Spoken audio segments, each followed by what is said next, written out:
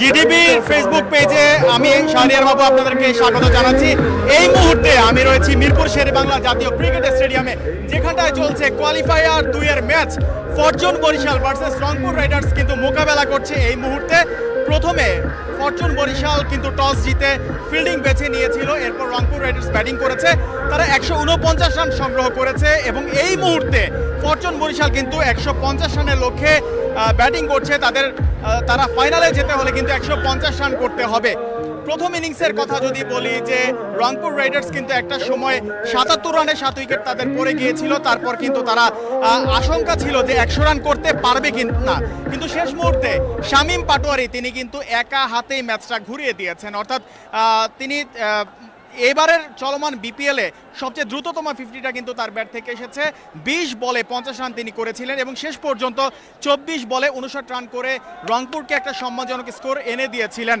তো শামীম পাটোয়ারির ইনিংসটাই কিন্তু পুরো ম্যাচের হাইলাইটস। অর্থাৎ রংপুর রাইডার্স যে সংগ্রহটা পেয়েছে তার পুরোটাই কিন্তু শামীম পাটোয়ারির অবদান ছিল, কারণ 77 রানে 7 উইকেট পড়ে যাওয়ার পর কিন্তু কেউ ভাবেনি হয়তো বা 100 রান পার হবে বা সম্মানজনক একটা স্কোর পাবে, কিন্তু তিনি 5টি 4 এবং 5টি ছক্কার মাধ্যমে কিন্তু 245-এর বেশি স্ট্রাইক রেটে ব্যাটিং করে রংপুরকে একটি ভালো সংগ্রহ এনে দিয়েছিলেন এবং শেষ পর্যন্ত 149 রান করে 149 রান করেছে রংপুর রাইডার্স। এবং এই মুহূর্তে ফরচুন বরিশাল ব্যাটিং করছে 150 রানের লক্ষ্যে এবং ফাইনালে যেতে হলে তাদেরকে যে রানটা টপকাতে হবে, ফাইনালে তাদের যে ক্যাপ্টেন তামিম ইকবাল খান তিনি কিন্তু আজকে তার ব্যাট থেকে বেশি রান আসেনি, তিনি কিন্তু অল্প রানে আউট হয়ে গেছিলেন এবং তার সঙ্গে যিনি ওপেন করতে নেমেছিলেন মেহেদী হাসান মিরাজ, তিনিও কিন্তু বেশি দূর এগোতে পারেননি। পাওয়ার প্লেতে তাদের সংগ্রহ ছিল 44 রান 2 উইকেট হারিয়ে। এই মুহূর্তে ফরচুন বরিশালকে এগিয়ে নিয়ে যাচ্ছে মুশফিকুর রহিম এবং সৌম্য সরকারের জুটি।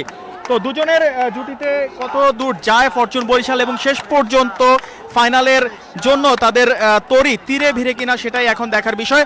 তবে এই মুহূর্তে যদি আমি দেখাই যে মিরপুর শেরেবাংলা স্টেডিয়ামের আমি যে এই পাশটাতে আছি, গ্যালারিতে কিন্তু অনেক দর্শক আছে এবং আমার সামনে দুজন রয়েছেন যারা হচ্ছেন সাপোর্ট করছে। আমি কথা বলছিলাম, তারা এক ঘর থেকে এসছেন কিন্তু সাপোর্ট করছেন দুই দলকে। কেন তারা দুটি ভিন্ন দলকে সাপোর্ট করছেন এটি নিয়ে একটু কথা বলতে চাই। কোত্থেকে এসছেন? আমি আসছি বরিশাল থেকে, সুদূর বরিশাল থেকে আসছি। আচ্ছা, আপনি কোত্থেকে এসছেন?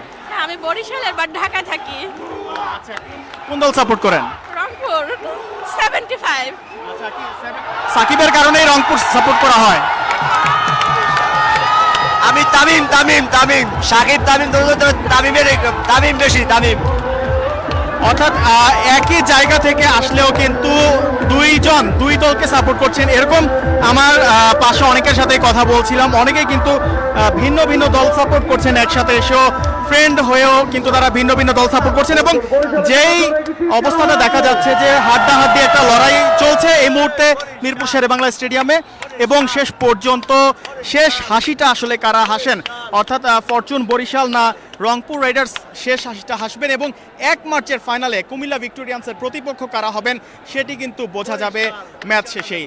তো এই ছিল এখনকার মতো মিরপুর শেরেবাংলা জাতীয় ক্রিকেট স্টেডিয়াম থেকে।